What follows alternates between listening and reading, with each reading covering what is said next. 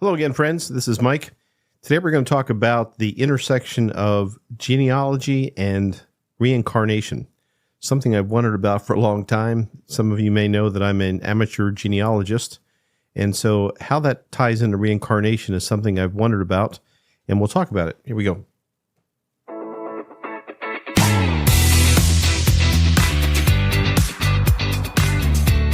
Hello again, friends and fellow truth seekers. Mike Nicholas here with another episode of the Soul Unleashed podcast, where my goal is to help you with the questions you might have regarding the awakening of your soul, and particularly to help other left brain types, like I think I am, ask the right questions in our search for deeper meaning to life.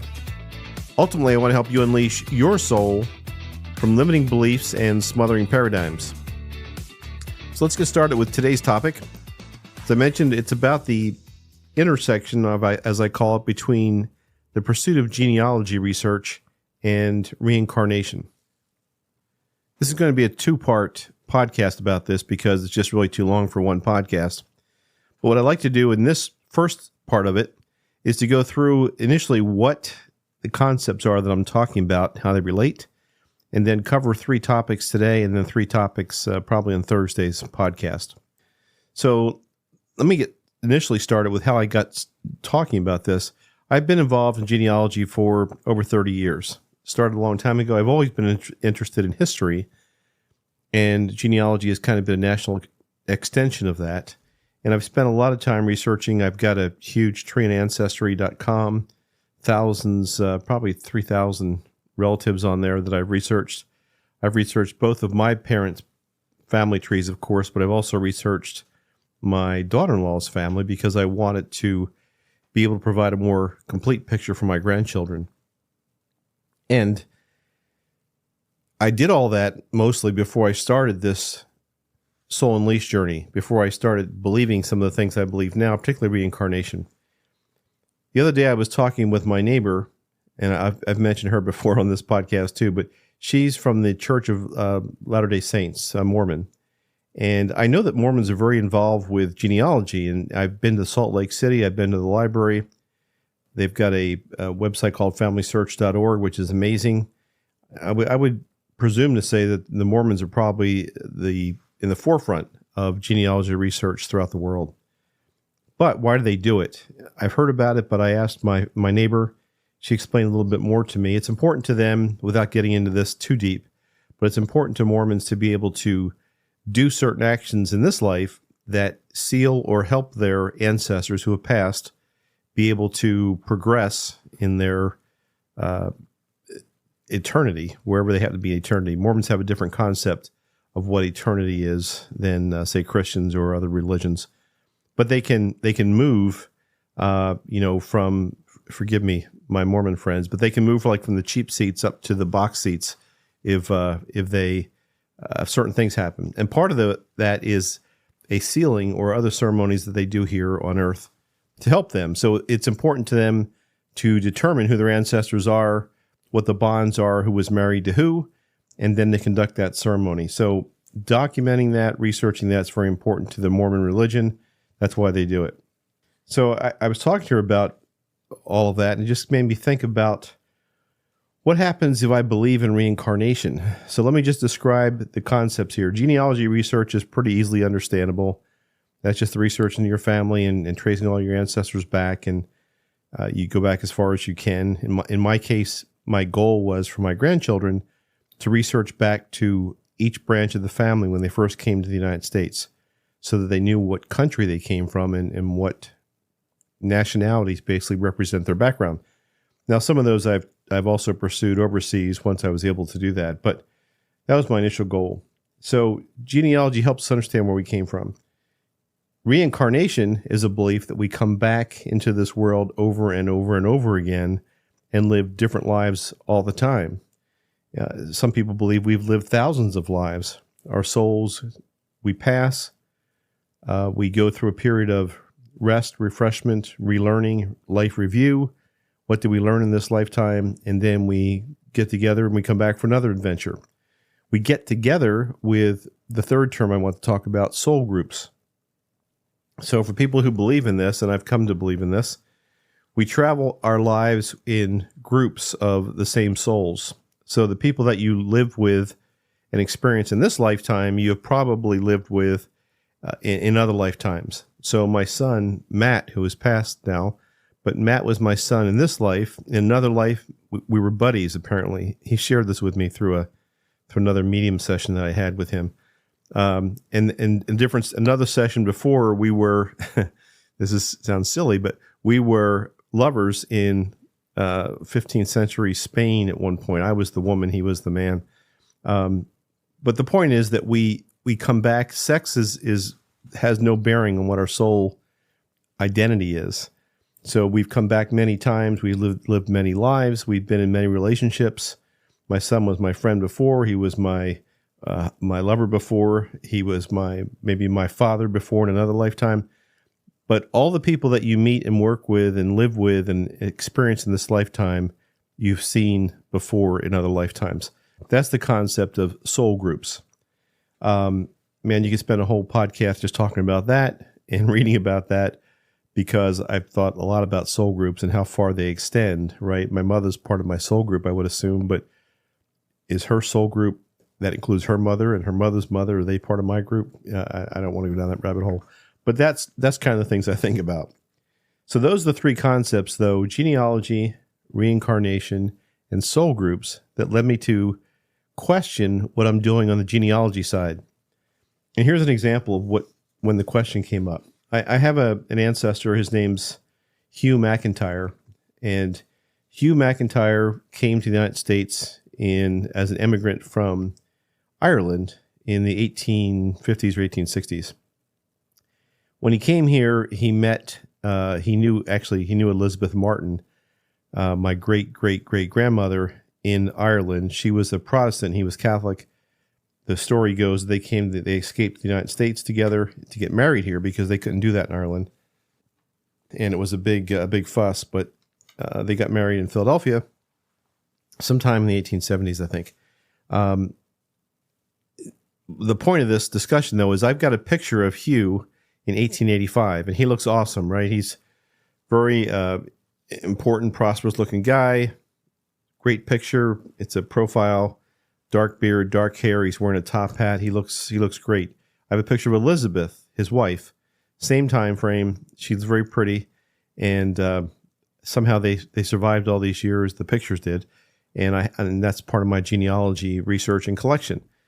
Now, when I think about it, knowing what I know now and believing what I know now, since my son Matt has come through and told me that we lived before together as part of the Rough Riders with Teddy Roosevelt. You know, I was alive in a different lifetime when he was alive, Hugh, Hugh and Elizabeth.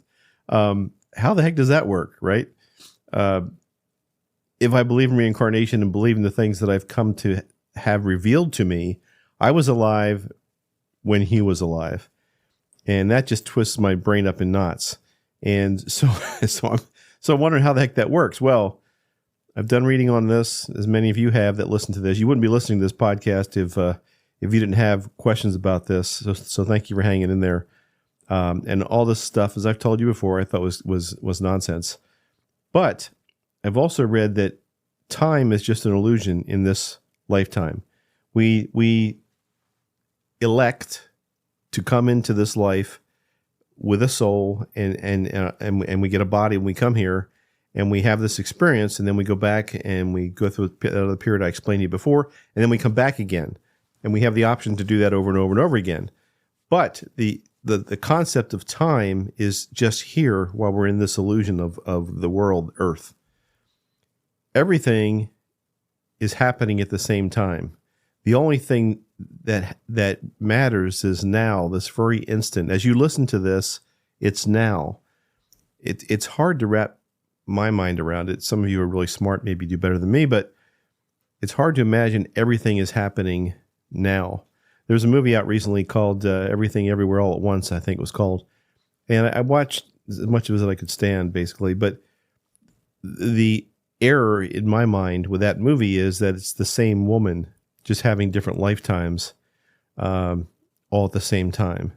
So that's another concept. I forget what the concept's called, but the concept is that everything that could possibly happen has already happened.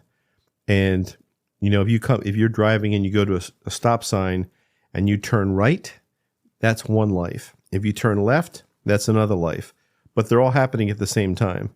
And if you go straight, that's a third life. And every decision you make, every inflection point in your life, there's another life that carries on with whatever happens when you make that decision.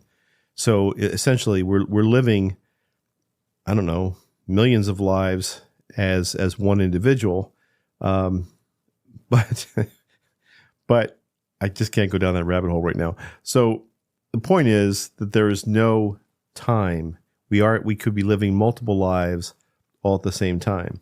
So the three things that I just want to explore on this particular podcast that I think are concepts to be discussed.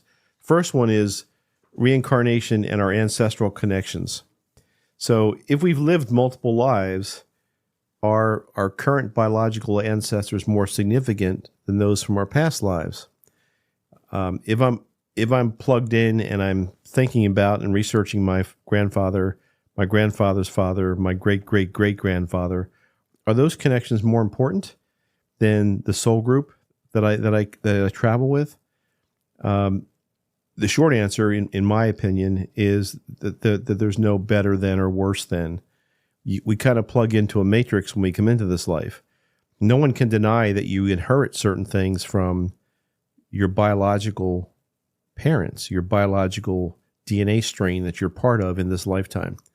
It can be anything from male pattern baldness to mental disease to I read an article not long ago where they were able to track the DNA from Cro-Magnon man to specific individuals still on Earth. So it's obvious to me that things are inherited. You can't deny that, but that's part of being in this life, in this matrix, if you will, plugged into this group of people. I still have a soul family that's with me, but they're plugged in also in different parts of this matrix, different relationships, and I don't think one is more important than the other. Second question is, what's more influential in shaping who we are? Our genetic heritage or our spiritual journey across these many lives? Again, I think that it's in the matrix that we're plugged into. Our genetic heritage obviously is more influential. Our spiritual journey ties back to other things like I'm a believer in karma, but not that you get paid back for what you did right or wrong. I believe that you can carry things from other lifetimes as a soul group into this life. Let me just digress for a second and explain how that works. So, as if I know, right? But my sister and my nephew, they have a business called Prodigy Healing, and that healing that they do is energetic healing. And they have told me that they come across people that have things that they clear, if you will. I'm using quotation marks, but clear for people that come from their father or their brother or primarily it's the direct line. So their grandfather, their grandmother, whatever. But they've also come across things that people have that need to be cleared from other lives. And so they are convinced, because I asked them this question, do they see things from other lives in addition to what they're clearing in terms of, what we're connected to in this lifetime? Yes, the answer is yes, they do. So what's more influential? Again, I think all this stuff makes up who we are right now, what we bring with us from other lives, but also what we're dealing with in this lifetime that we inherit. The third thing that I just want to talk about is the cultural and racial identity in reincarnation. And this is kind of an interesting point because I believe that I've been here maybe thousands of times, and I've been all races, both sexes. I've been rich. I've been poor. I've been black. I've been white. I've been red. I've been brown. And so if I've experienced all of that, what does that mean in terms of where I am plugged in right now? It makes me wonder about the concept of, can people actually be born racists, as we're led to believe in a lot of ways right now, if we're white? Are we born racist? I don't think that can happen if we've been all these different things throughout our lifetimes. Can we learn racism in this lifetime, in this matrix? Of course. Can we learn to be selfish or to be mean? Of course. But what we bring into this life, what we bring into this with our soul, I think is a desire to accomplish something good in this world. And we're not born inherently racist or inherently evil. So those are the three things, three questions, at least just for this podcast. I don't want this to go too long, but the reincarnation and ancestral connections that we have, what's more significant in terms of the genetic versus spiritual heritage, what's more important in shaping our lives in this experience that we're having? And the third, how does the concept of reincarnation play into racial identity if you come into this life and you're reincarnated?